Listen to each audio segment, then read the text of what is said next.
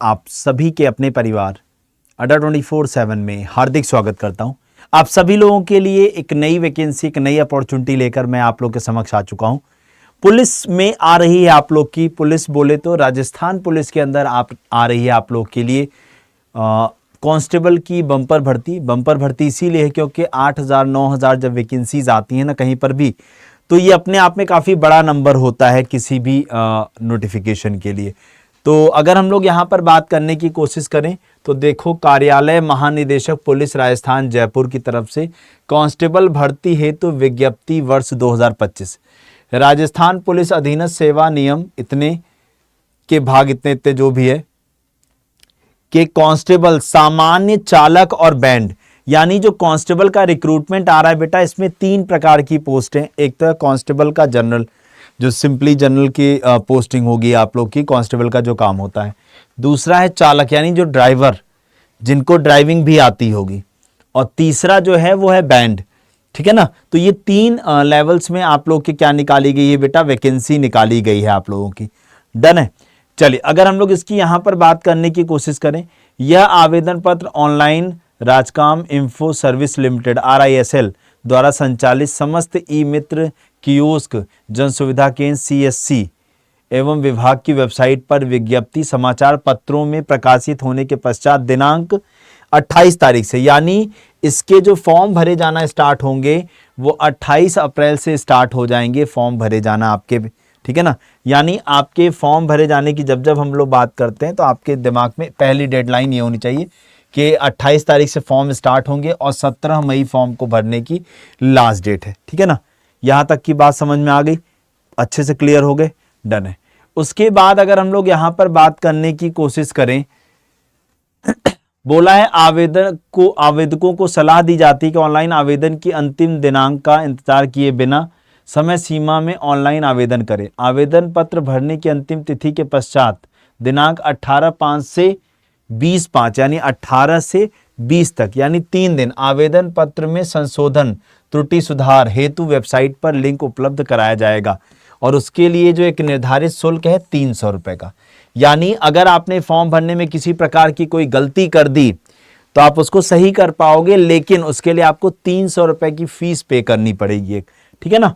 यहां तक की बात समझ में आ गई। चलिए, अब मैं आपको एक एक करके सारी चीजों की तरफ लेकर चलता हूं, बताता हूं कि क्या क्या आपके लिए इंपॉर्टेंट है यहां पर। डन है। चलिए, अगर हम लोग यहां पर बात करने की कोशिश करें, सबसे पहले फॉर्म फीस जान लो कि जो आपकी फॉर्म फीस है वो 600 रुपए है। देखो यहां पर साफ साफ शब्दों में लिखा हुआ है, सामान्य वर्ग, क्रीमी लेयर श्रेणी के पिछड़ा वर्ग, अति पिछड़ा वर्ग, राजस्थान से बाहर के आवेदकों हेतु, यानी चाहे आप राजस्थान के हो, जनरल, OBC और EWS के, या राजस्थान के बाहर के छात्रों, तो भी आपके लिए फॉर्म फीस कितनी है, 600। और बाकी सभी कैटेगरी के लिए फॉर्म फीस 400 रुपए। अगर मान लो दूसरे राज्य से कोई बालक है और वो SC या OBC कैटेगरी में आता है तो भी वो यहाँ पर जनरल कैटेगरी में काउंट होगा और उसको 600 रुपए फॉर्म फी देनी पड़ेगी। ये बात समझ गए यहाँ पर, कोई दिक्कत यहाँ पे?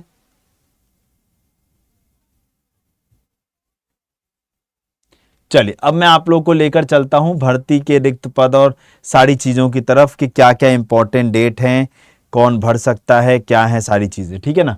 अब चलो मैं एक एक करके आपको बाकी डिटेल्स की तरफ लेकर चलता हूं।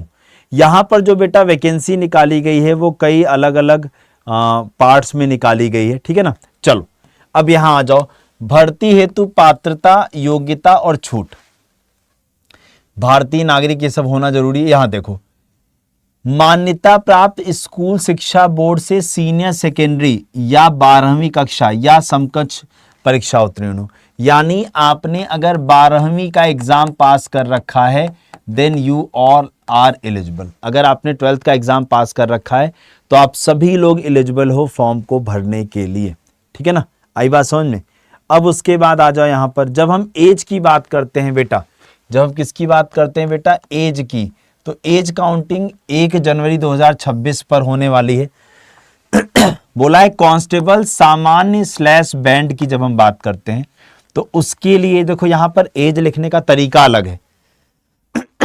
अगर आप यहां पर देखें तो एज लिखने का तरीका बिल्कुल डिफरेंट है। बोला है निम्न तिथि के बाद का जन्म नहीं हो, मतलब इनके बीच में अगर आपकी डेट ऑफ बर्थ है तो आप एलिजिबल हो। तो मैं आपको बता दूं 18 से 23 वर्ष, 18 से 23 वर्ष मांगी गई है एज किसके लिए बेटा, 18 से 23 वर्ष मांगी गई सामान्य और बैंड के लिए। लेकिन जितने भी हमारे छोटे भाई बहन, हाँ किसके हैं, जितने हमारे छोटे भाई बहन हैं आपके कांस्टेबल चालक, यानी चालक का मतलब ड्राइवर की पोस्ट के लिए, जितने भी हमारे कांस्टेबल ड्राइवर की पोस्ट के लिए एलिजिबल हैं, उनकी जब मैं बात करता हूं बेटा तो 18 से 27 साल, 18 से 27 साल के बीच में लाई करता है। यहाँ पर आई बात समझ में, 18 से 27 साल के बीच में लाई करते हैं ये, आ रही बात समझ में। तो 93 3 साल तो ये रही, ड्राइवर के लिए 18 से 27 साल और इसके लिए ये एज है, ये दोनों अलग अलग हो गई। 3 वैकेंसी है तो 2 के लिए सेम और ड्राइवर के लिए अलग है। ये बात समझ में आ गई। चलो अब मैं आपको आगे की तरफ लेकर चलता हूँ। जब मैं आगे की तरफ आपको लेकर चलूंगा तो फिजिकल की बात करते हैं, शारीरिक मापदंड की।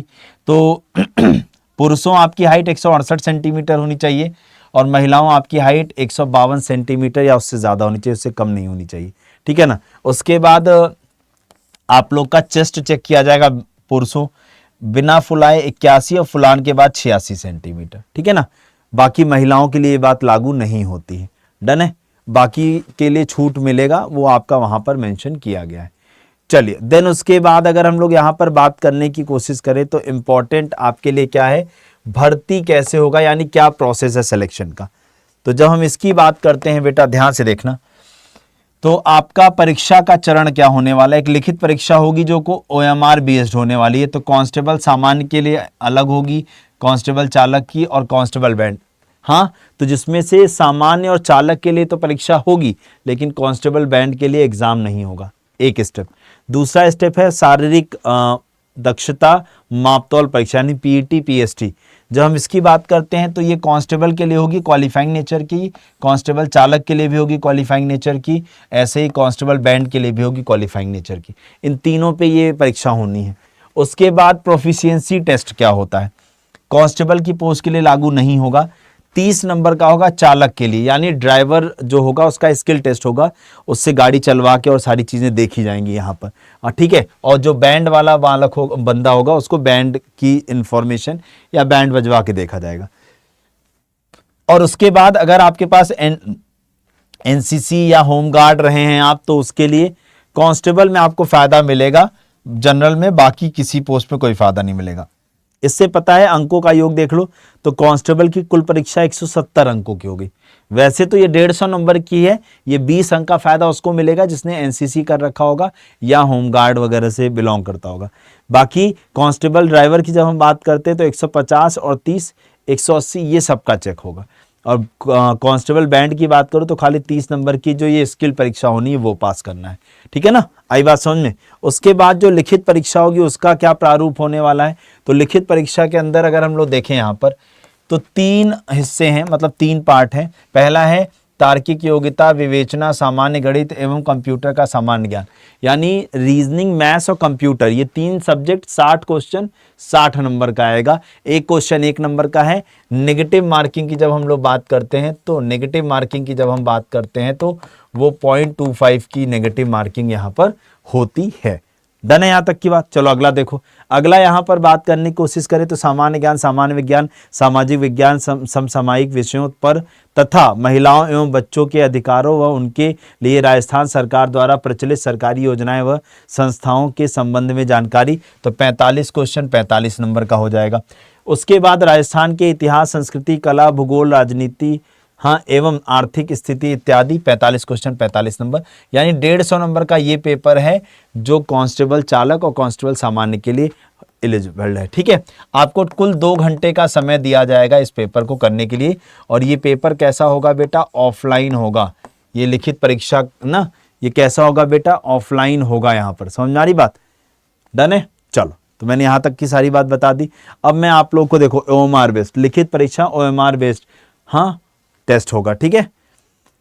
उसके बाद अगर हम लोग बात करने की कोशिश करें, जब आप लोगों ने देखो आपने एग्जाम दिया, एग्जाम पास हुए तो आपका फिजिकल होगा जिसमें पहले हाइट मेजर की जाएगी और चेस्ट मेल और हाइट मेजर की जाएगी फीमेल, और उस हाइट के हिसाब से आपका वेट होना चाहिए, ठीक है। अगर हम लोग यहाँ पर बात करने की कोशिश करें शारीरिक दक्षता परीक्षा के लिए निर्धारित मापदंड, तो यहाँ पर देखो पद नाम कांस्टेबल सामान्य चालक बैंड के लिए पुरुषों 25 मिनट, हाँ, महिला 35 मिनट, भूतपूर्व सैनिक 30 मिनट।